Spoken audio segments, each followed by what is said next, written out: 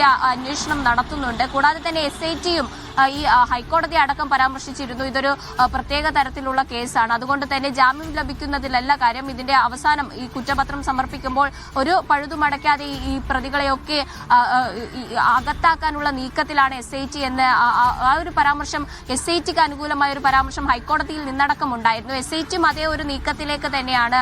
തെളിവുകളൊക്കെ ശേഖരിക്കുന്നതിന്റെ ശാസ്ത്രീയ തെളിവുകളാണ് ഈ കേസിൽ ഏറ്റവും പ്രധാനം. അത്തരത്തിൽ ശാസ്ത്രീയ തെളിവുകൾ ശേഖരിക്കുന്നതിന്റെ ഒരു തിടുക്കത്തിലാണ് SIT എന്ന വിവരമാണ് ലഭിക്കുന്നത്. കൂടാതെ തന്നെ ഇപ്പോൾ നിലവിൽ ജാമ്യത്തിലിറങ്ങിയവരൊക്കെ കർശന ജാമ്യ വ്യവസ്ഥയുടെ അടിസ്ഥാനത്തിലാണ് ജാമ്യത്തിലിറങ്ങിയിരിക്കുന്നത്.